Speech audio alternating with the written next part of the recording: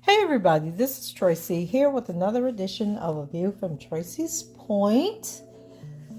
And I think it's been about, well, I know over a week since I've done a video on this case, but there have been some updates. And I thought I had some notes, but that might have been for the Chicago case, and I'll do that separately because there should have been some motions filed yesterday in the Northern District of Illinois, but I'll go and research those and pull them up for you. You know, a lot of stuff has been going on behind the scenes that really have nothing to do with this case, but that has affected Jennifer Bongine. And you guys know she's currently in California with the Bill Cosby lawsuit against him. And right before she left, there was like some turmoil and commotion going on Twitter that led to her deactivating her page. And even after deactivating her Twitter account, I guess people are still engaging in behavior that's kind of crazy. But, you know, over here, we're trying to stick with the case and the facts of the case and just creating, you know, a record for people who may not understand what's going on with this case, and they'll have a place to come to, you know, where they can just hear the facts about the case and not all this other stuff that's going on. And you guys may have heard that Larry McGee, is that his name? That Larry McGee was released early from prison. I thought he was supposed to get out in like September, but evidently he's home now, and I didn't really follow him or include him in my videos. But, you know, people were like, you know, oh, did you hear that Larry was out? And yes, I did hear. And evidently he's picking up where he left off. And so if that's something that interests you guys, you can go over and listen to whatever he's talking about, or who he's arguing with, or the counter argument videos and that type of thing. And then yesterday, Richard Arline was sentenced. And remember, I talked about this. I was wondering, since they pushed out Mr. Kelly's sentencing to June 29th, if they were going to once again push out Mr. Arline's sentencing. And if you know anything about Richard Arline, he is the one that took it upon himself to reach out to Ariel Clary and tried to offer her some hush money to withdraw from the case. And then they tried to put it on Mr. Kelly that he had sent Richard Arline to do this, which was not true. And then they got Richard Arline. I guess they were never able to really connect Mr. Kelly to the phone calls and to the bribe offer because it wasn't included in his charges. But then what they did was told Richard Arline, well, you know, and for you not to be charged in this conspiracy to intimidate and bribe witnesses, we need you to come on over here to the Eastern District of New York and testify against Mr. Kelly. And so Richard Arline was John Doe number 1 in the Eastern District of New York case, where he got up there and told these fantastical stories about, you know, boxing rings and naked women coming from under the boxing ring, and how he had to do this and do that and perform all these acts and all this other nonsense. And so the entire time that Richard Arline was awaiting sentencing, because he did plead guilty to the charge against him, I guess in return for testifying against Mr. Kelly at this hearing, but the entire time that this man had been a part of this case, he was indicted in August of 2020, I believe.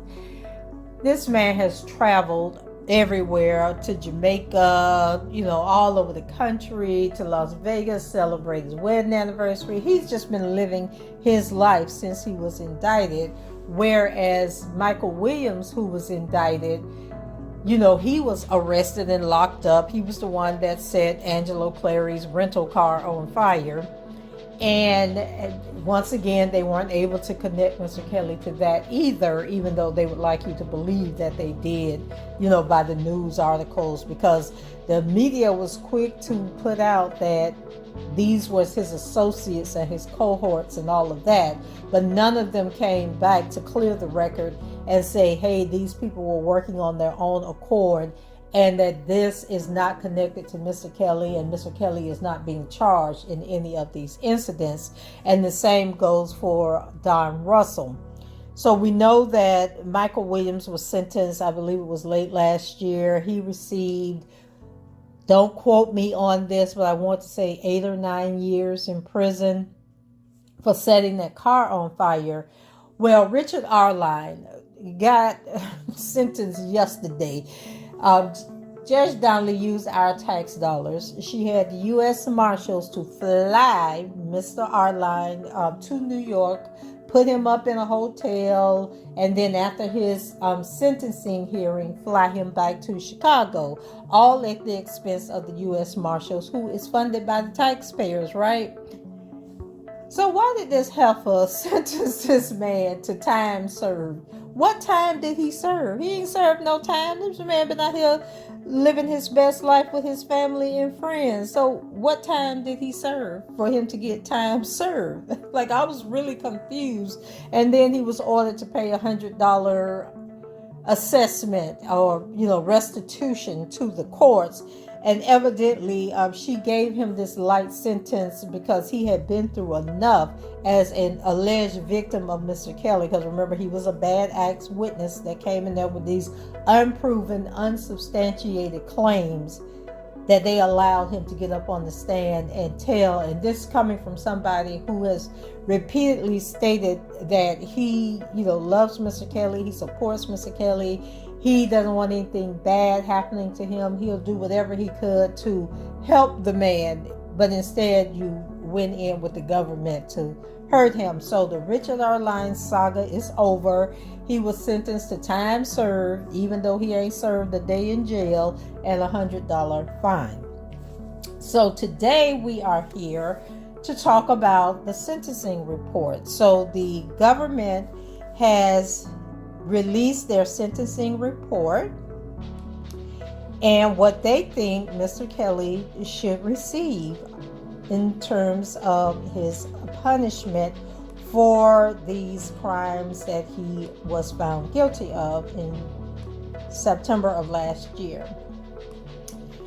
Okay, so I'm going to let you guys know this is a longer document. It's 31 pages, single spaced. Okay, but we're going to get through it as we always do.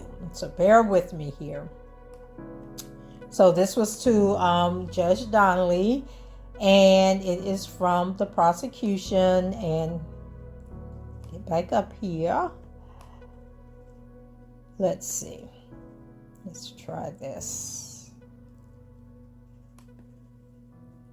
Come on. Okay, it says, Dear Judge Donnelly, the government respectfully submits this letter in connection with the sentencing of the defendant, Robert Sylvester Kelly, scheduled for June 29, 2022. In light of the seriousness of the offenses, the need for specific deterrence, and the need to protect the public from further crimes of the defendant, as well as the other factors set forth in Title 18 United States Code, Section 3553A, the government respectfully submits that a sentence in excess of 25 years is warranted. Like, are these people, well, we know they're serious. We know they're serious. We're not even going to question whether they are serious, but it's like, come on, be for real. You are the ones that brought them fake witnesses in there with them fantastical stories that they were telling. So you better than anybody else know that this man did not rise to the occasion of a 25-year sentence fooling around with these heifers. So then they go into their background, and it says the evidence adduced at trial consisted of testimony from 50 witnesses, 45 witnesses called by the government and 5 called by the defendant, and hundreds of exhibits admitted at trial.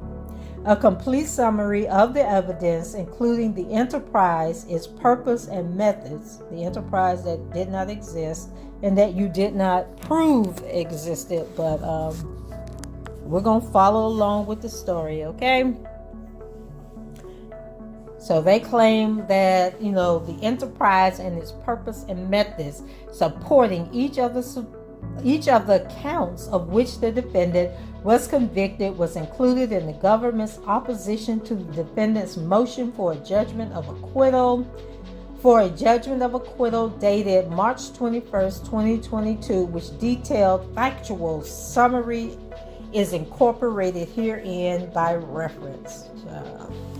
As established at the trial and set forth in the pre-sentence investigation report and its addendum, with the aid of his inner circle and over a period of decades, the defendant preyed upon children and young women. Child, what children? So they just starting out with the lies. And speaking of this whole children thing, I noticed there was a bust locally that took place where the government, where the local police set up these little stings to trap these men, right? Like you never see them go in and set up a sting to rescue people that are being trafficked and catching people in the act with these, people that they say are being trafficked. It's always some setup by the government to capture, catch these people. In situations where where it's actually police officers that's portraying the victims instead of them going in and actually rescuing real victims. And so I noticed yesterday when they were reporting that story, they kept using the P word, they kept using the word children.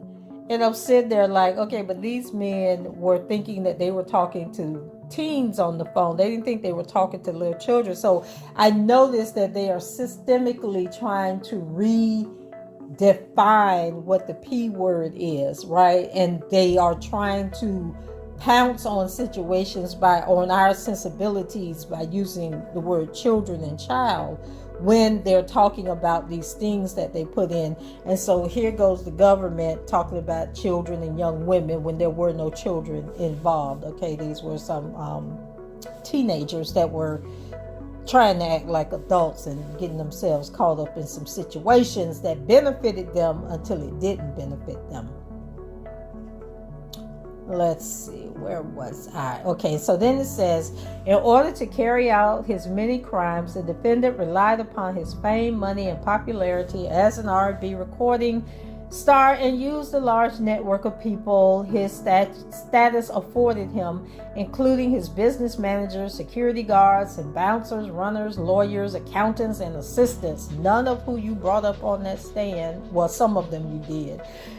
So I take that back. Okay, but where were the lawyers and the accountants and all that they claim, was a part of this, and the business managers? I didn't see any of them up there testifying for the government.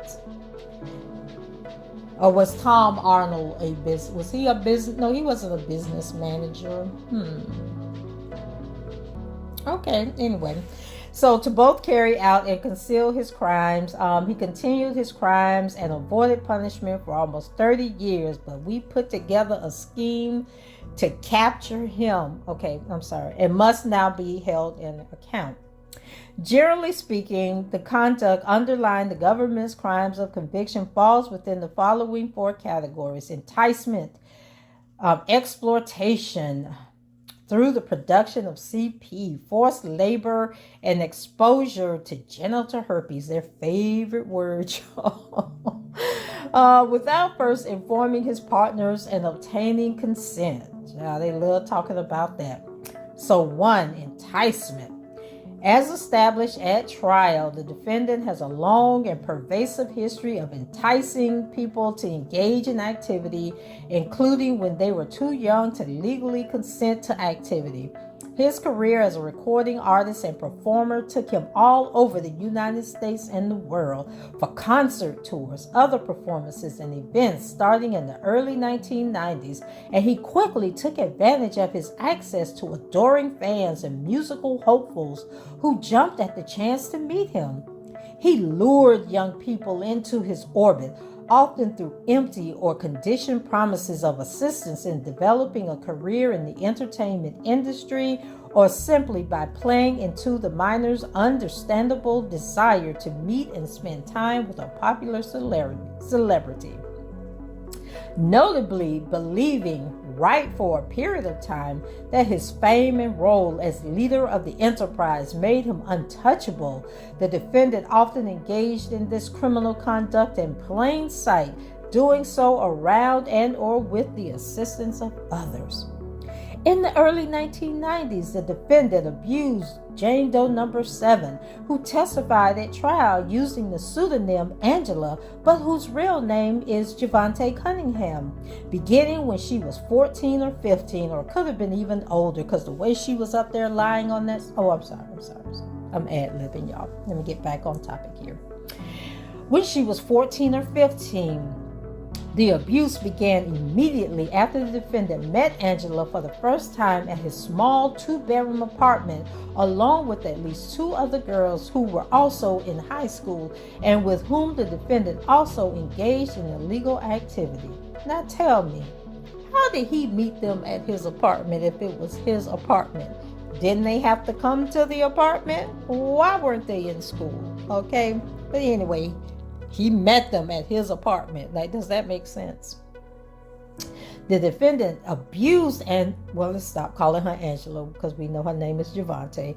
The defendant abused Javante and the other girls in his bedroom while members of his inner circle were in the living area directly outside. But for some odd reason, we didn't bother to charge those members because it seemed like they would be as guilty as he would be. But anyway, we'll continue on with this fantastical story that we're telling. As would become a pattern, the defendant made clear to Javante and the others, who the defendant later formed into a girl group, and in the case of Javante, employed as a background dancer for his tours, that activity with him was the price of admission to be around him and get access to any opportunities he could provide them within the music industry. As Javante testified, the defendant made clear to her and others in no uncertain terms that they had to pay their dues and engage in activity with the defendant at his direction and at times, therefore violating his rules. Child, I guess some chicks ain't have no parents. Nobody loved them. Nobody was concerned about why was they at this grown man's apartment doing all these things. Why were these teenagers allowed to travel, go on tours, and work for a grown man without parental supervision? It's amazing to me. We must do things different here in the South than they do up in Chicago, okay? So then the story continues. In 1992 or 1993, the defendant met Aaliyah Holton, an aspiring singer who subsequently became his musical protege, and began to abuse her when she was just 12 or 13. The defendant used his access to young Aaliyah, claiming to need extra time along with her for rehearsal and bringing her on tours to show her the ropes, to carry out his abuse, one time even shamelessly abusing her by giving her oral in the back of his tour bus while others were in the vicinity. Faced with the possibility that his abuse of Aaliyah would be made public after she believed that she was pregnant at just 15, in August of 1994, the defendant gathered members of his enterprise to help him carry out the bribery of a government official so that he could fraudulently and surreptitiously marry Aaliyah in an attempt to conceal the abuse and avoid punishment.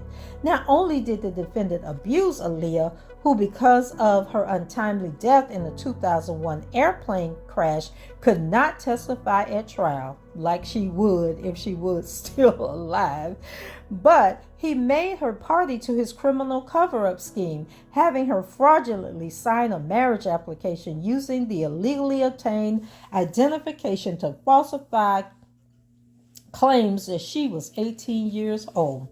And yes, Aaliyah did pass away tragically in a 2001 plane crash. But you know who did not pass away and is still alive and well? Aaliyah's mother. But did y'all bring her to testify and stand up for her daughter? And more importantly, he wasn't arrested for marrying Aaliyah. He wasn't arrested for this shameless sex abuse that happened while others were in the vicinity. No, he was charged with bribing an official who remains nameless to this day, an official who wasn't there to testify about the bribe at the trial.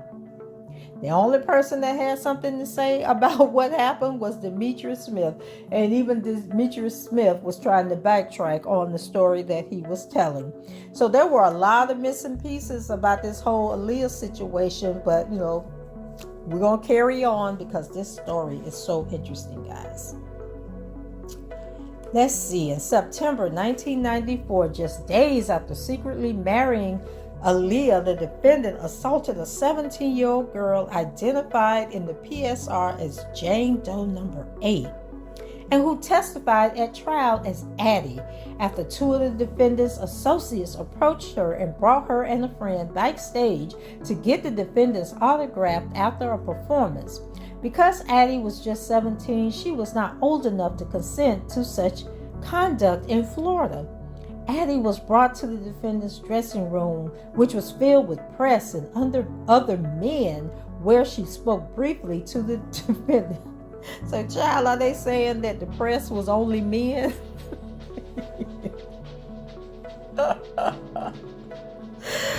Oh my God, they must be had a ghostwriter write this mess up.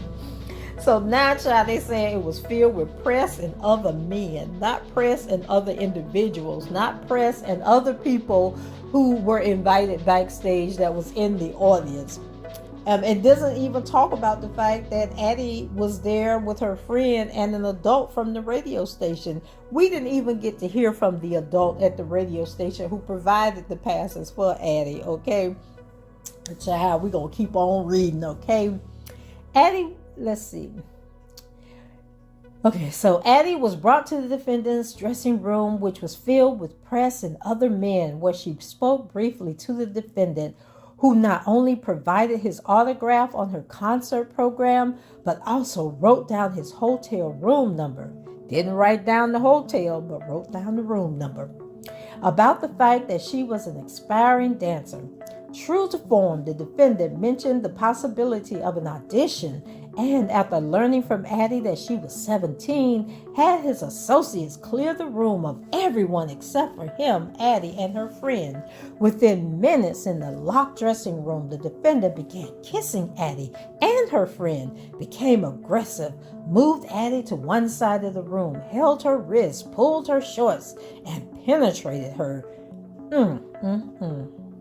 When the defendant was finished, shocked and scared, Addie ran from the room with her friends. And I'm assuming that none of the press, none of those men that were in that room, and none of the other people that were invited back to meet the defendant were still lingering around outside in the hallway.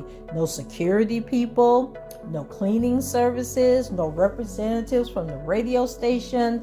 Like the whole arena had cleared out completely, that nobody was able to see these two teenagers running out of this room after being assaulted by the defendant.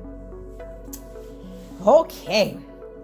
In or about 1995, the defendant met Jane Doe number 9. Let's see. A 17-year-old girl at a Florida mall, and thereafter commenced a relationship with her in violation of Florida law. Notably, Jane Doe number 9 contracted herpes 2, child, during her relationship with the defendant, and disclosed her diagnosis to the defendant. At the time of her diagnosis, Jane Doe number 9 was only active with the defendant.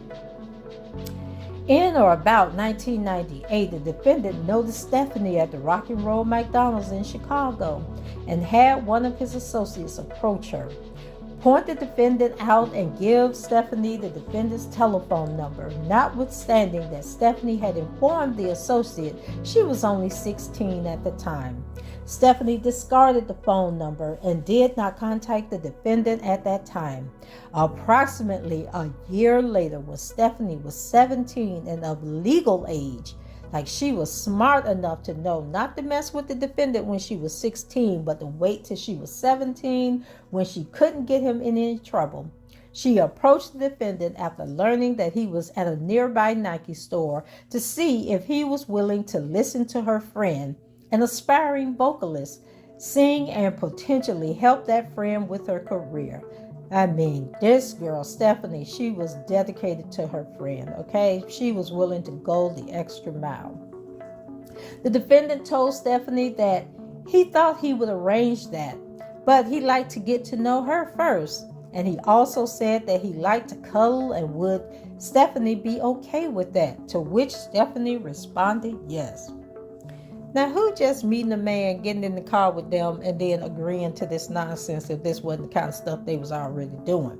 But anyway, the defendant then gave Stephanie his telephone number and told Stephanie to call him, which she ultimately did. Thereafter, the defendant invited Stephanie to his Chicago studio, and the two ultimately engaged in sex.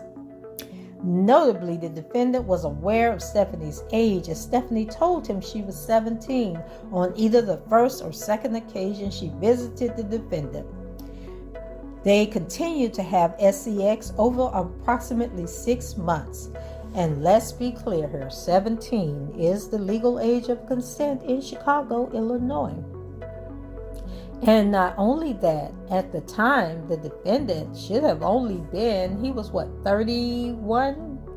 Yeah, I think he would have been 31 at the time, okay? And so evidently, these young women in Chicago like these older men. But anyway, let's see, there's a note at the bottom that says Stephanie is identified as Jane Doe number 2 in the third superseding indictment. And the contact between Stephanie and the defendant did not violate Illinois law. And let's keep in mind that Stephanie was getting her groove on and had yet to introduce him to the friend Catherine, who comes along later. Nor did Catherine testify at this trial to verify any of the things or to support anything that Stephanie said on that stand. So it says Stephanie's interactions with the defendant were humiliating. Stephanie described those interactions as follows. He would be very specific in how he wanted me to be.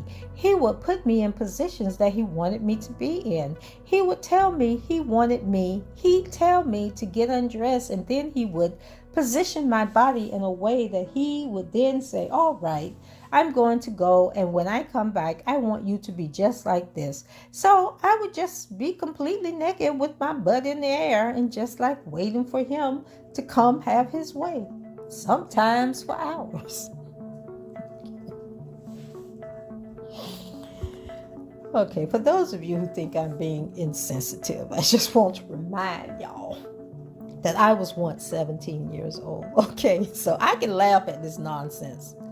Okay, because I was once 17 and know good and well I wouldn't have been doing none of this dumb stuff that these girls were doing. And these girls were obviously not virgins by any stretch of the imagination if they were out there running behind grown men and doing the stuff that they were doing. So anyway, that's why I have a little lack of sympathy and just cannot see the victimization in any of this nonsense. So when the defendant returned to the room and Stephanie was not in the position he had told her to be in, the defendant became very disappointed and angry, yelling at her. At some point after Stephanie had told the defendant she was 17, the defendant took Stephanie to his townhouse and directed her to participate in his creation of CP. videotaping her naked and as he engaged in activity with her. On another occasion, in approximately October 1999, Stephanie traveled to see the defendant in Orlando, Florida, where the defendant took Stephanie to a recording studio and used a handheld camera to record her face as his you-know-what was in her you-know-what. She was giving him oral, child.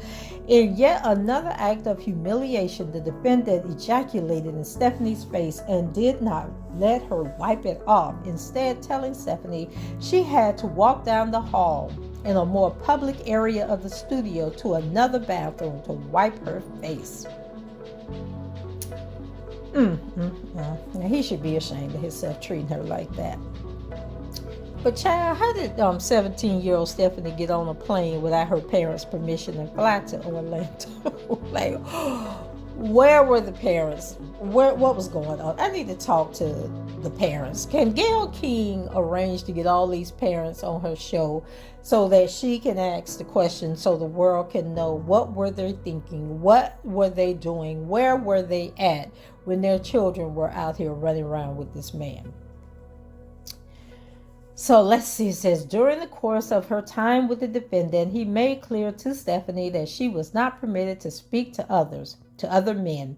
On one occasion, she was at Houston's restaurant in Chicago with the defendant and two rappers who were very much still alive, but were not called to testify to verify this story. Stephanie was not allowed to speak to the rappers during the meal, but heard the defendant tell them that he likes young girls and that people make such a big deal of it, but it really isn't a big deal because even look at Jerry Lewis. He's a genius and I'm a genius and we should be allowed to do whatever we want because of what we give to the world. Thus evincing his clear belief that he could act with impunity in committing crimes involving minors because of his self-proclaimed musical genius status, which, in his mind, constituted a free pass to do as he pleased without consequences. In 2005, the defendant spotted Alexis, then just 15, after one of his concerts and thereafter began a years-long relationship with her. That same year, the defendant met Richard Arline, child. He went by the name of Lewis in the trial, but it was Richard Arline, okay?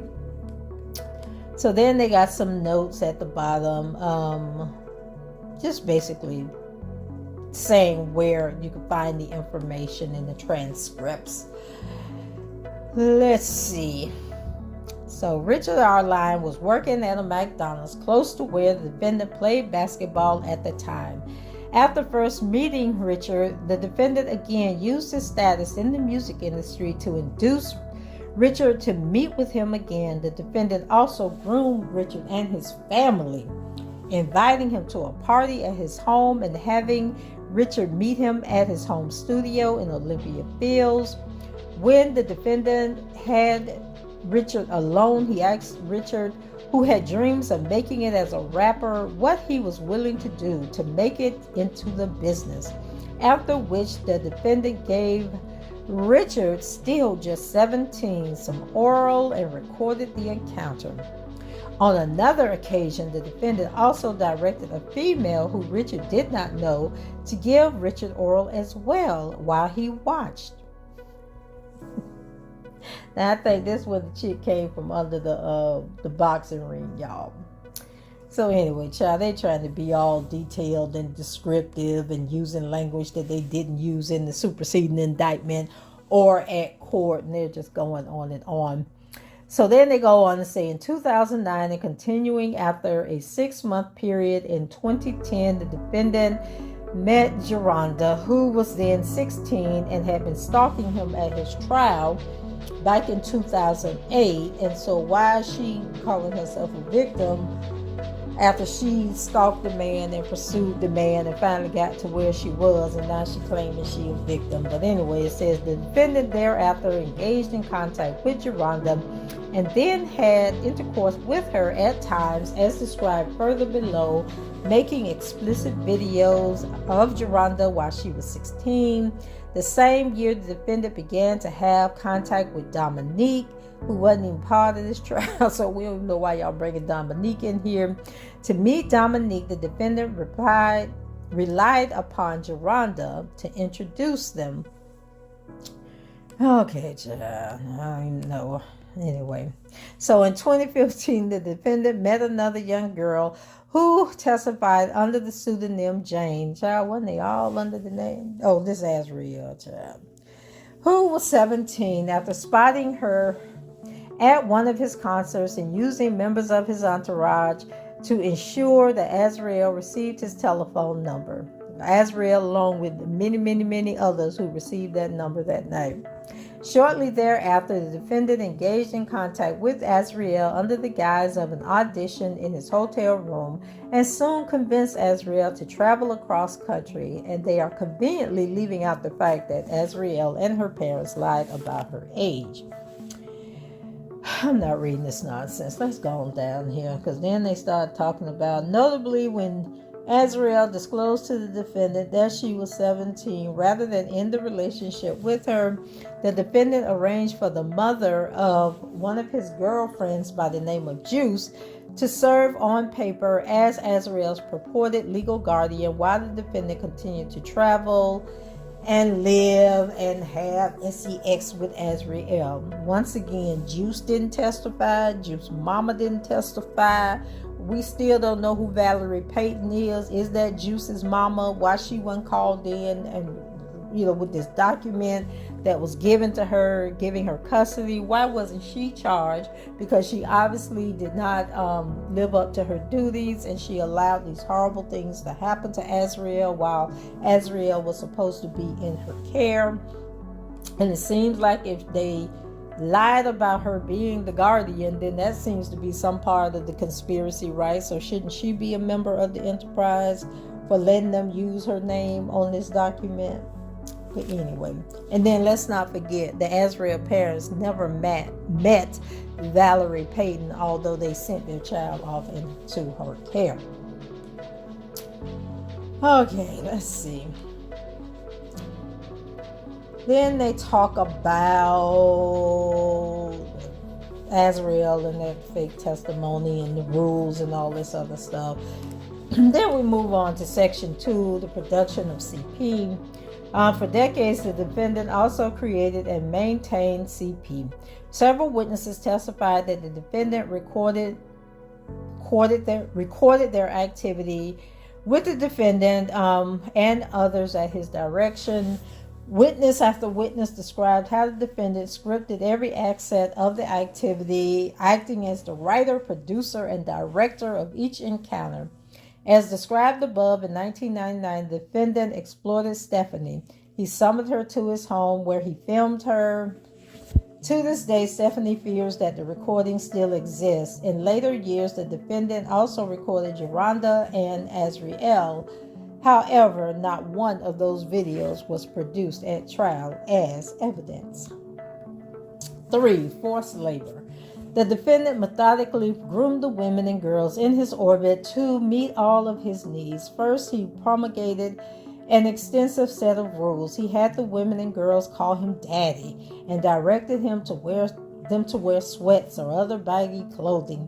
When he entered a room, he expected the women to immediately stand and greet him with a kiss. In more recent years, including the entirety of the time Azrael spent with him, the defendant's coercive tactics grew even more brazen. The defendant did not permit the women to speak with or even look at other men. In an elevator, they were expected to turn to face their back.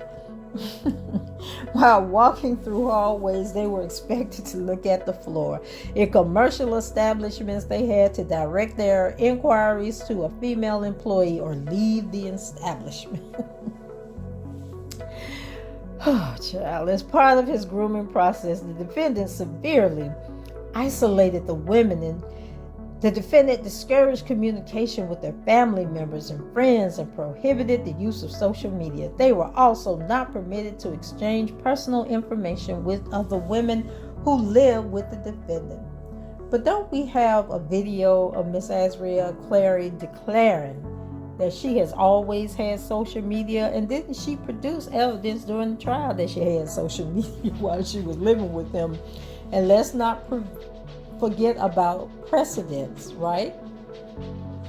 Where Azriel basically said she could come and go as she pleased, go visit her parents, do whatever she wanted to do while she was living in that house. So let's see. When the defendant arranged for them to visit him, the defendant required them to spend their time waiting for him in the location that he dictated. Within a few weeks of meeting the defendant and traveling to Las Vegas with him, Azriel tried to go to the mall, but an assistant made clear to her that she would need to first get the defendant's permission. Azriel told her mom, the same mom that taught her how to get into this man's presence. Okay. Then we have Faith, who testified. Oh, she told her mom everyone was having fun but her. Okay, do not leave that defendant. Wait, hold on, guys. I'm sorry, I was sitting on my leg, so if I sound like I'm in pain and agony, I was trying to get out of Indian style, okay? So, let's see. Azriel told her mom everyone was having fun, but the defendant told her, do not leave that room. Probably because y'all was in Las Vegas, Azriel, and you were only, 17 years old. Okay. So Faith testified that she spent hours on a Sprinter van waiting for the defendant, only leaving to go to the bathroom and only when she had the defendant's permission. Okay, well, that was dumb on your part. Okay, more generally, witnesses advised that they often accompanied the defendant to meetings, social gatherings at restaurants and bars and other events, but the defendant often directed them to stay on the Sprinter van while he went to the meeting, gathering, or event. If they needed a bathroom and could not obtain permission from the defendant to leave the van, they had to urinate in a cup. When the defendant learned that one woman had left the bus at a pit stop during a long-distance drive without first obtaining the defendant's permission, he became enraged. An assistant testified that when the defendant learned of this transgression, she had never seen the defendant so upset. Okay, the defendant required the women to regularly write letters purportedly confessing to generally false criminal activity and other embarrassing conduct. In these letters, they falsely confessed to stealing money and jewelry, which they probably had. They falsely admitted concocting elaborate robberies. One falsely claimed that she seduced the defendant when she was underage and threatened to claim he arred her if he would not engage in activity with her. For safekeeping, the defendant kept certain of these letters in a document protector and in a locked safe. That was stupid on his part, but he said that his attorney told him to do these things. So the defendant also has certain women record videos in which they falsely claim that family members have abused them to make the allegations in these recordings appear genuine. The defendant directed the women to make their confession shortly after he had physically assaulted them and had caused them to shed real tears of pain. The defendant also directed certain women to make videos depicting themselves engaging in humiliating behavior. At least 3 women made videos of themselves eating feces and rubbing it all over their bodies. He filmed another woman walking back and forth naked, making a derogatory comments about herself over and over and over after first spanking her multiple times. And I believe that there are terms for these type of fetishes that they were participating in. Nothing criminal about that. We learned about all this different stuff watching 50 Shades of Grey parts 1, 2, and 3. So, and it sounds like this may have been where he got some of these ideas from. Now, how he was able to go out and find these stupid women to participate in it, but Anyway, I guess people are into that kind of stuff. Who are we to judge? So then it says the defendant required the women to abide by all his rules and punished anyone who violated those rules. He once sent a message to Ariel: I knew you were young, but that is no excuse to disobey me or not do what I tell you to do. And Allah, we finally have a government exhibit where these allegations were actually shown on video. Because remember, there were hundreds and hundreds and hundreds of videos, and turned out there might have been 3 or 4 videos. So significantly, the defendant also required women to report any perceived violations by others. Child, they had the tattletale. The consequences for disobeying the defendant included violent spankings, other physical assaults, physical restraint, and threats. He imposed these spankings on a regular basis. Ariel recalled their occurring multiple times a week for a period of years. The spankings were painful, as made clear by one such incident video recorded by the defendant and played for the court and jury. And those were exhibits 382A and 328B. For what he perceived the greater violation, the defendant physically assaulted the women using shoes, extension cords, and other objects in his grasp. On other occasions, he required the women to remain in their room or on a bus for prolonged periods of time. On one occasion, he told one woman who he perceived had disobeyed him that people are murdered for doing S like this. That was Government Exhibit 485B. He then told that same woman that she needed to be on his team or else. Exhibit 485B again. If you bullshit me now, then I'm going to look at you like you're not on my team at all.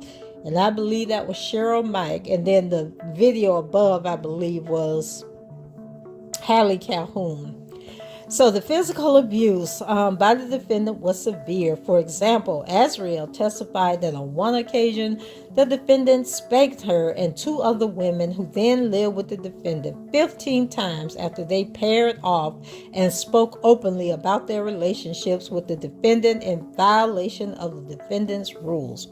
On another occasion, when Ariel was 17, stood 4 feet 11, and weighed a mere 98 pounds, the defendant beat Ariel all over her body with his fist and with his size 12 Nike 1 shoe.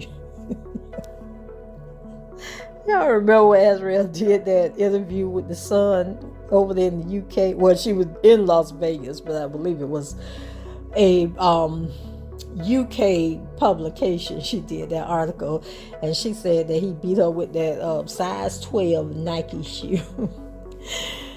Oh, child. So Ariel also testified that she saw the defendant physically abuse his live-in girlfriends. I have seen him slap his other girlfriends open palm. I have seen him drag them by their hair. I have seen them punch them in the face and all over their bodies. And I have also seen him hit them with objects. I have seen the defendant also use shoes. And also once I did see him use a cord of some sort. Okay, sometimes as punishment, the defendant confined women to a particular location for a prolonged period of time. Ariel testified that he sometimes directed her to stay in a room until he determined that she had sufficiently apologized. Text messages from December 2015 to one of her close friends directly support Ariel's claim. She wrote, I was like, can I take a shower? Can I take a shower? And the defendant was like, no, you're going to stay in that room.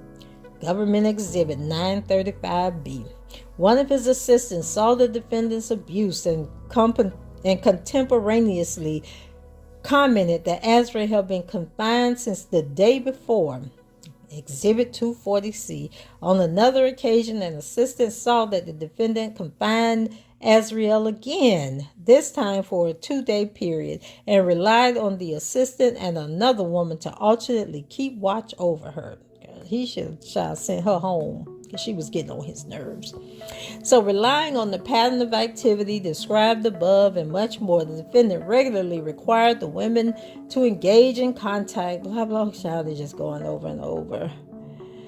Oh, Lord have mercy. Says regularly, physically, psychologically abusing Ariel and other women. He required them to have sex with other women and even men. So now, then they get to talking about nephew, and then they claim Lily and somebody named Cassandra, who she had never seen prior to the defendant directing her to have sex with him. But Ariel, according to your testimony and precedence, you could come and go as you please. So why don't you just get up and leave? Okay, let's see. We got some more exhibits here. Okay, one such encounter was vividly depicted in government exhibits 341, 342, and 343. A video of an encounter between the man Ariel knew only as nephew, who testified as Alex. Okay, so he was Jane Doe number 2, and Alex was a little rambunctious while he was up there on that stair, and was cutting the fool because he didn't really want to be there either. Let's see, and another one of the defendant's living girlfriends. The video showed the defendant directing the woman to give Alex oral and then to have sex with him.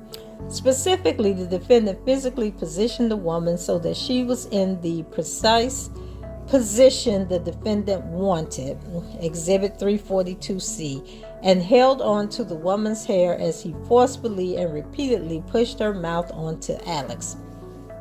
Exhibit 342B. The defendant maintained total control throughout the encounter. In fact, their facial expressions show two people who appear positively numb to what was happening. They just listened to the defendant and executed his commands. Who were they? Okay, who was the woman in the video? She obviously was of age, because y'all didn't bring her in to testify. So on another occasion, upset that Faith had broken one of his rules, the defendant required her to give him oral after bringing her into a tiny room where a gun was present. Wow. Grilling her with questions and telling her that there would be consequences if she lied. With his gun nearby, the defendant then placed a pillow on the floor, told Faith to get on her knees.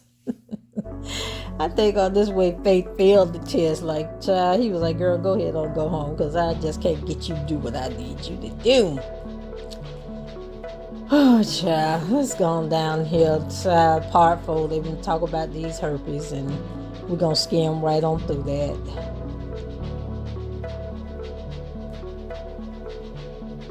Because did we ever find out if Ariel really has herpes or not? Did they provide any proof? I don't see no exhibits here. Oh, child. So anyway, talking about Kate, Faith, and Ariel supposedly having herpes. Now, Kate is the one that sued him, I think, for $200,000. And after she got the settlement, she wanted to keep seeing him, but he wouldn't have anything else to do with her. And she was devastated by that fact. Then they have discussion. The guidelines calculation. In his sentencing memorandum, the defendant lodges several objections to the guideline calculation set forth in the PSR. Oh, excuse me.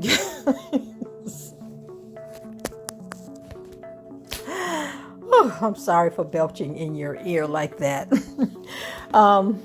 Let's see. Additionally, the government objects to certain aspects of the guidelines calculated in the PSR and PSR addendum. Each of those objections is addressed below. Oh, child, let's see. As to racketeering Act 1, the defendant objects to the inclusion of a 2-level enhancement. And guys, this is where they start talking about the enhancements, and Jennifer Bonjean was saying that the enhancements weren't justified. It says, while the government agrees with the probation department that the defendant used Aaliyah to perpetrate the marriage fraud, the government cannot say that he used her to perpetrate the bribery itself, and therefore submits that the court should not apply the enhancement. Well, that was nice of y'all. So they don't want the enhancement regarding Aaliyah. So B, Racketeering Act 2, exploitation of Stephanie. It says, as a Racketeering Act 2, the defendant objects to the level 2 enhancement, which applies if the offense involved the commission of an act or contact. In the defendant's view, the enhancement is duplicative of the conduct in the base offense level. He is wrong. Explicit conduct does not require the commission of an act or contact. Explicit conduct as defined by Title 18, and then they give all the codes, includes, among other conduct, lascivious exhibition of the butt,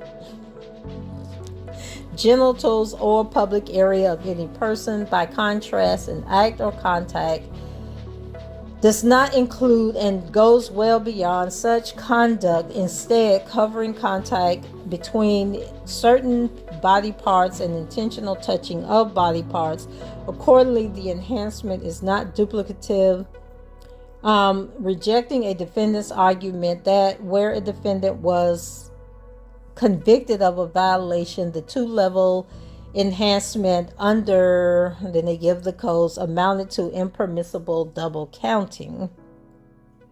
So they don't say whether so they're saying it's not duplicative. So they think the enhancement should stand. C, Racketeering Acts 3 and 4, Kidnapping, Mann Act violation. Now this was for Sonia, who the jury did not believe and found him not guilty, but they still want to use these enhancements. And they say that the defendant objects to the inclusion in the guidelines calculation of the conduct related to Sonia as alleged in Racketeering Acts 3 and 4. The government submits that Sonia's testimony was credible and supported by other evidence and therefore is properly included. While the government submits that this conduct has been proven by a preponderance of the evidence and constitutes relevant conduct because the adjusted offense level associated with the offense conduct, even absent conduct related to Sonia, carries a life sentence, the additional conduct related to Sonia has no bearing on the adjusted offense level, and the government respectfully submits that the court need not make a finding as to whether it should be included in the guideline calculations. Not that the duty to, and then they read from another case, of course, Bill Cosby, I guess. United States versus Cosby. Oh, I'm sorry, Crosby, so it's not Bill Cosby, which was a case that was heard in the Second Circuit in 2005.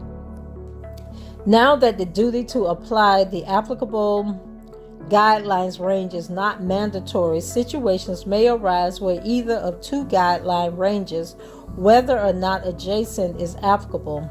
But the sentencing judge, having complied with Section 3553A, makes a decision to impose a non-guideline sentence, regardless of which of the two ranges applies.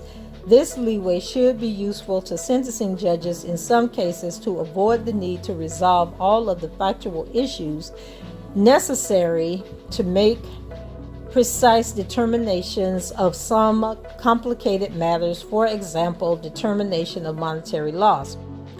Okay, we also need to point out the fact, which they so eloquently excluded, is the fact that the jury did not believe Sonia. So I don't know how you're saying you had credible testimony when the jury rejected the testimony and basically said that she was lying and the events didn't happen. But you still want the man to be sentenced, but you're going to put it on Judge Donnelly to decide whether or not to sentence him as far as Sonia is concerned. So D, Racketeering Act 5, Mann Act violation with Geronda. Let's see, grouping. As an initial matter, the government disagrees with the probation department's grouping of Racketeering Acts 5, 6, and 7. Sentencing guidelines provide that counts involving substantially the same harm shall be grouped into a single group and then set forth 4 means through which conduct should be grouped, including when counts involve the same person and the same act or transaction. So under subsection A, counts are to be grouped together when they represent essentially a single injury or are part of a single criminal episode or transaction involving the same person. When one count charges an attempt to commit an offense and the other charges the commission of that offense, or when one count charges an offense based on a general prohibition and the other charges violation of a specific prohibition encompassed in the general prohibition, the counts will be grouped together under subsection A. Oh, that was just too many words to say nothing. So, examples. 1. The defendant is convicted of forging or uttering the same check.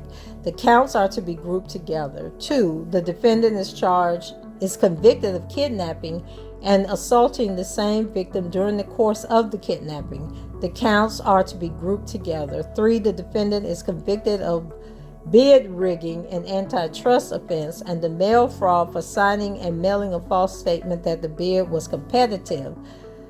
The counts are to be grouped together. And so they go on giving these different examples of when to group counts and get together.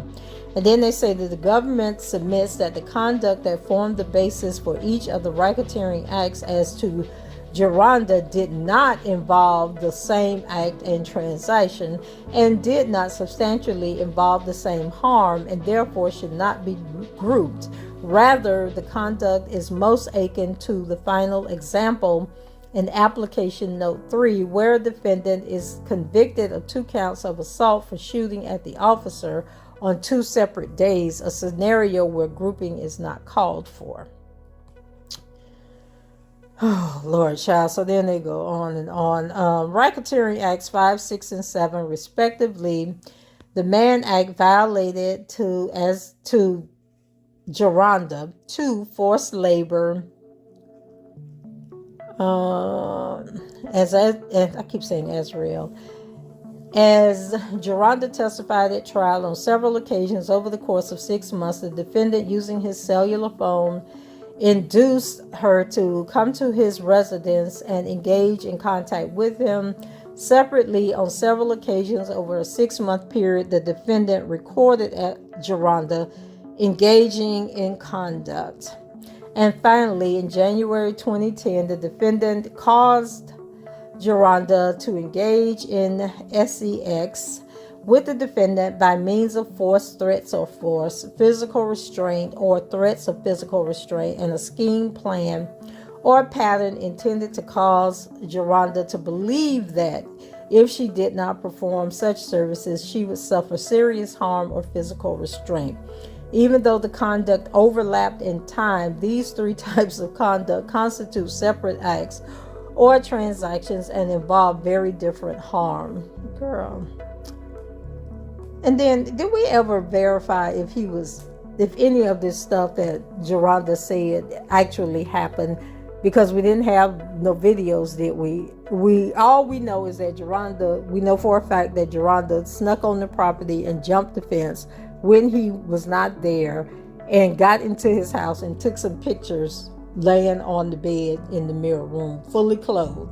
That's the only evidence that we have concerning Geronda. And I have told you guys time and time again, if I find out that this man really, really, really did mess with that dingbat, then my whole opinion is probably going to change about this case. Because when I look at that dumb girl and think that he would have actually had anything to do with her, it just calls into question all of his judgment and decision making, because I just, in my spirit, just can't see that he actually messed with that dingbat. But anyway, we're going to carry on.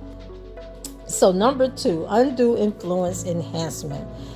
As to Racketeering Act 5, the defendant objects to the 2-level enhancement. Let's see. Say May 27, 2022 provides that enhancement is warranted when a participant otherwise unduly influenced a minor to engage in prohibited conduct. Let's see. And then they give the application.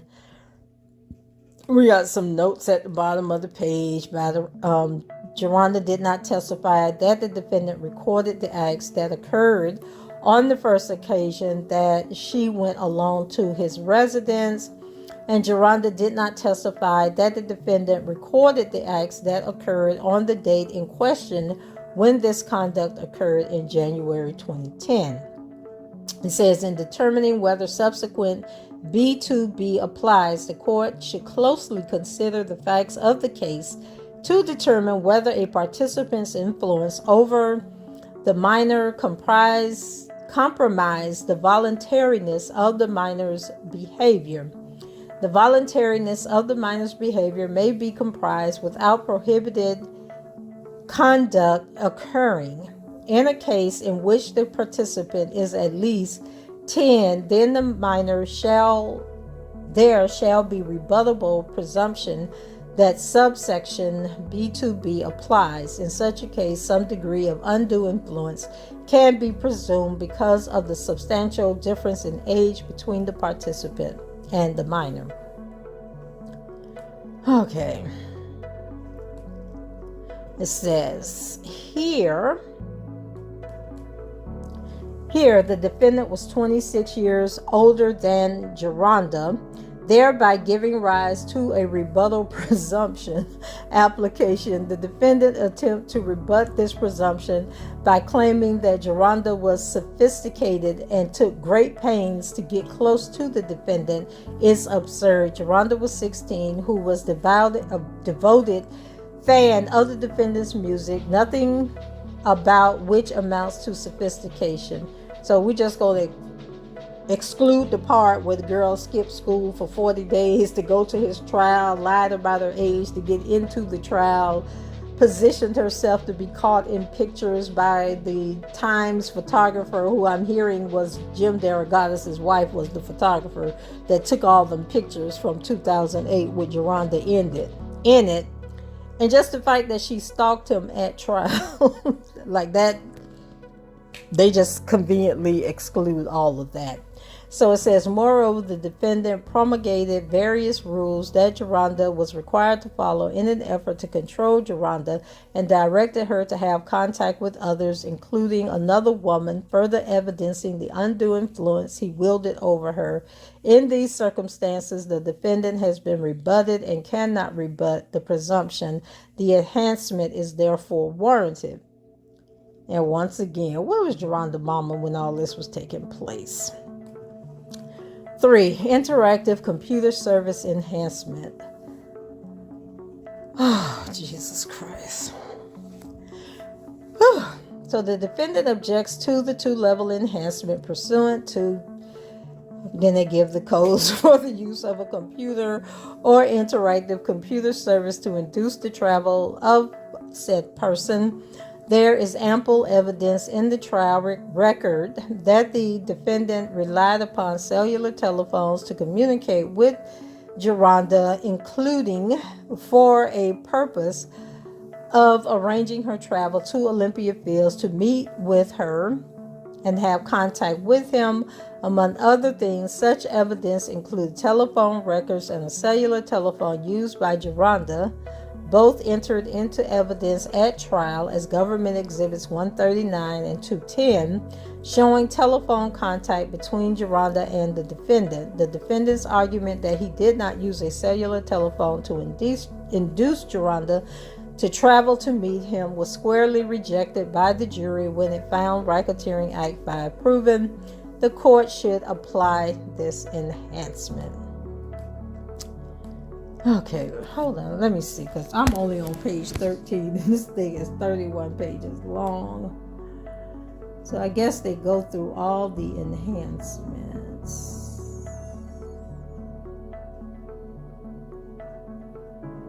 Oh, shit, this is a lot. Okay. So actually pages 22 through page 25 is where they're pointing out the enhancement levels that the probation office came up with. And you guys, if you want to check that out, because I'm not going through that again, I'll put the video link above where I go through the probation report. Then they go on to say a sentence in excess of 25 years is warranted. The government respectfully submits that a sentence in excess of 25 years is appropriate in light of all relevant factors, including the nature of circumstances of the offense, the history and characteristics of the defendant, and the need for the sentence to reflect the seriousness of the offense, to promote respect for the law, to provide just punishment, to afford adequate deterrence, and to protect the public. But yet you say nothing about parents parenting their children and teenagers staying in their place and not pursuing grown men. Okay, so I'm thinking that, even if he serves 25 years in prison, you still going out on these chicks out here pursuing celebrities and superstars and conducting the same behavior because nobody wants to address the elephant in the room. Then they go into a legal standard. The sentencing guidelines are advisory, not mandatory. However, the Supreme Court held in Booker that sentencing court must consider the guidelines in formulating an appropriate sentence. The Supreme Court set forth the procedure for sentencing courts to follow in light of Booker, and Booker was a case from 2005 that says a district court should begin all sentencing proceedings by correctly calculating the applicable guidelines range as a matter of administration, and to secure nationwide consistency, the guidelines should be the starting point and the initial benchmark. It says next, a district court should consider all of the Section 3553A factors to determine whether they support the sentence requested by a party. In so doing, the district court may not presume that the guidelines range is reasonable. The district court must make an individualized assessment based on the facts presented. B. Analysis. Based on the factors set forth in Title 18, Section 3553A, a sentence in excess of 25 years is appropriate in this case. The nature and circumstances of the offenses, and then they basically reiterate what they already said in the introduction.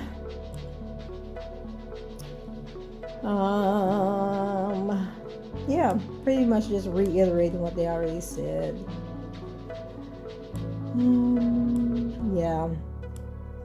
So the next 5 pages is that they are basically, okay, so here goes something new that they didn't already say in here. The defendant also entered into settlement agreements that prohibited the parties from ever speaking of the time they spent with the defendant, and called for the entry of liquidated damages should they violate the provision. Indeed, his methods worked so well that some potential victim witnesses simply refused to meet with the government during the investigation, citing the extraordinary harm that would result from reliving that period of their lives and fearing that meeting with law enforcement would expose them to financial ruin. Those who did betray the defendant exposed themselves to full-scale retaliatory tactics by the defendant and the network backing him. For example, after Faith filed a civil lawsuit against the defendant, along with his one-time business manager, Donnell Russell, and Russell's mother, arranged for compromising photographs. The defendant had taken a Faith to be sent to her civil lawyer in Brooklyn, New York, with a letter threatening, among other things, to release uncropped versions of the photographs publicly if she did not abandon her lawsuit and stop speaking publicly about the defendant. Faith did not withdraw her lawsuit. Thereafter, Russell sent threatening texts to Faith and her mother, including the same crop photos with the ominous words, "Pull the plug or you will be exposed," and criminal charges to follow, and further created a Facebook page using an alias, Dunn, called Surviving Lies, where he ultimately followed through on those threats and publicly posted graphic photographs of Faith before Facebook took them down. And my understanding is that she was not nude in the photo. And plus they were photos that she had sent to Mr. Kelly, not photos that he had took of her against her will. So the defendant also ensured the protection and continuation of his enterprise and his ability to engage in criminal conduct by demanding absolute loyalty and sometimes using threats against others, including those in his inner circle. For example, as he testified at trial, when Demetrius Smith expressed doubt about his plan to marry 15-year-old Aaliyah to avoid exposure of the defendant's abuse of Aaliyah, the defendant told him he needed to pick a side. On another occasion, when the defendant faced another legal predicament involving another young female who was the Precious Way girl, the Precious Way girl. He told Cheryl Mike that she needed to pick a team and that in these types of situations, people come up missing, which Mike clearly understood as a threat. In the months before his arrest, the defendant told another woman, Jane Doe number 19, that she needed to decide which team she was on, Team Kells or the other one, and that she had a beautiful family and she did not want to be handled, a comment that the woman construed as a threat. And I can't remember who we said number 19 was. The seriousness of the defendant's crimes, maybe that was Juice. 19 might have been Juice.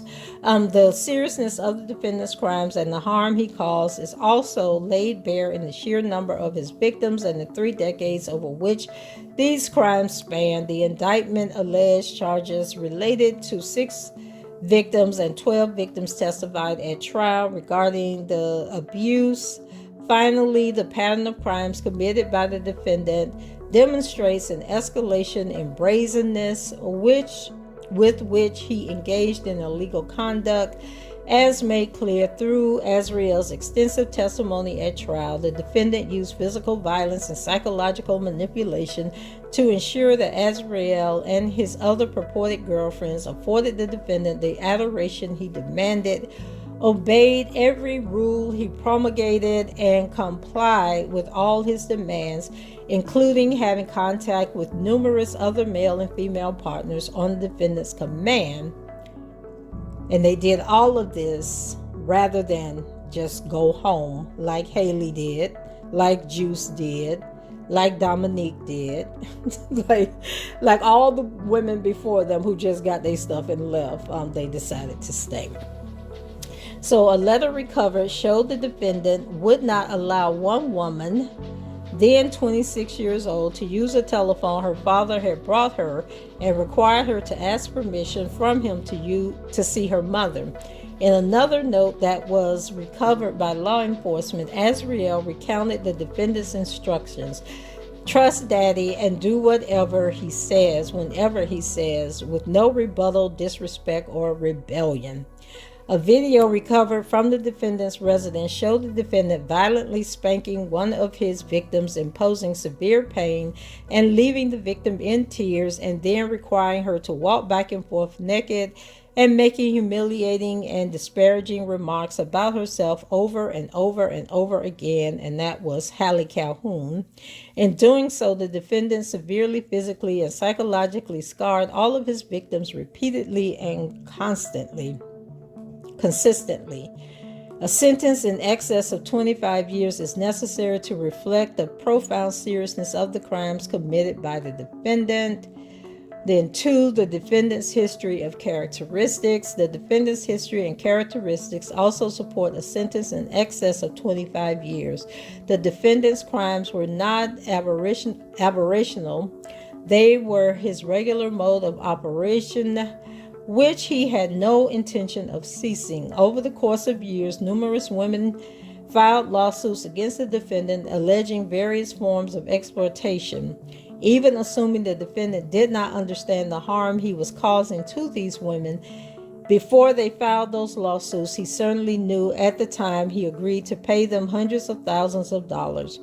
But these financial consequences did nothing to even curb let alone stop his pattern of abuse. Nor did the defendant's 2002 arrest and eventual state trial in 2008 stop the defendant from repeatedly committing crime. If anything, the defendant's acquittal after his state trial appears to have emboldened the defendant with a belief that he was untouchable, and over the next decade, the defendant's crimes continued unabated.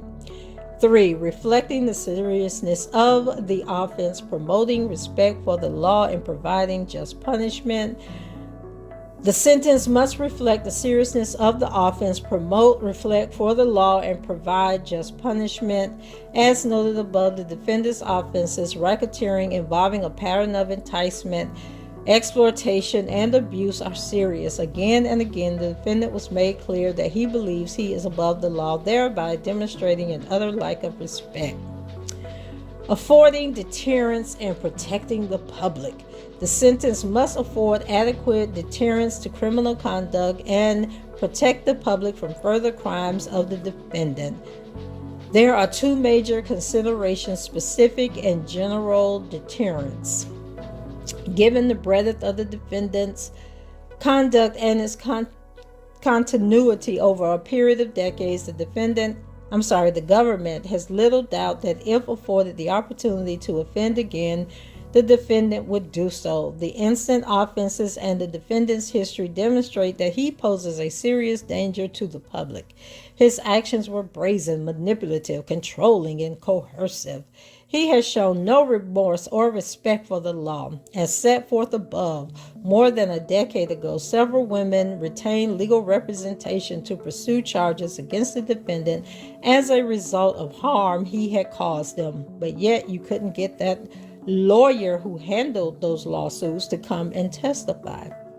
The harms raised in these matters included the defendants having contact with younger people who were too young to consent to such contact, exposing women to genital herpes and physical assault. As a result of the defendant's wealth, he was able to resolve these matters without facing criminal charges, and instead paid his victims to settle these cases.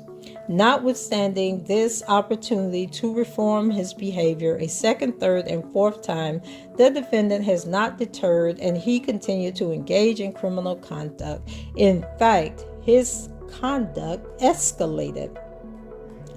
As noted above, the defendant also previously faced criminal prosecution in Cook County, Illinois, for exploiting a minor by producing a videotape, engaging in explicit conduct. Putting aside his guilt as those charges, there can be no doubt that the defendant was then on notice as to the criminality of such behavior, its seriousness, and the penalties he faced for engaging in such conduct. But again, that experience did not deter the defendant from engaging in criminal activity, including the very type of conduct with which he has been charged. As a result, the government respectfully submits that the defendant is unlikely to be deterred from further abusing and exploiting people and others, and the sentence should therefore incapacitate the defendant for a lengthy period of time to prevent him from further victimizing others. The sentence sought by the government would incapacitate the defendant until he reaches his 70s. Given the need for specific deterrence and incapacitation, the government respectfully submits that a shorter sentence would be insufficient to adequately protect the public. A significant sentence is also necessary for general deterrence. While the government doubts that the defendant will be deterred, a lengthy sentence of imprisonment will serve to deter others, including those with wealth, fame, and the outsized power such status brings, from engaging in similar crimes. This is particularly so given the high-profile nature of the defendant and the likelihood that the length of his sentence will be widely publicized. How about y'all do some programs and rehabilitation to teach nothing? Anyway, never mind. 5. Avoiding unwarranted sentence disparities. Finally, a sentence in excess of 25 years is necessary to avoid unwarranted sentence disparities among defendants with similar records who have been found guilty of similar conduct. What is this? 4. A fine within the guideline range is warranted. The government also asks the court to impose a fine of the guideline provides that the court shall impose a fine in all cases except where the defendant establishes that he is unable to pay and is not likely to become able to pay any fine. The defendant bears the burden of providing an inability to pay. United States versus Taco, heard in the Second Circuit of 1998. In this case, the defendant cannot sustain this burden. The government respectfully submits that the sentence in this case should include a fine within the advisory range of $50,000 to $250,000.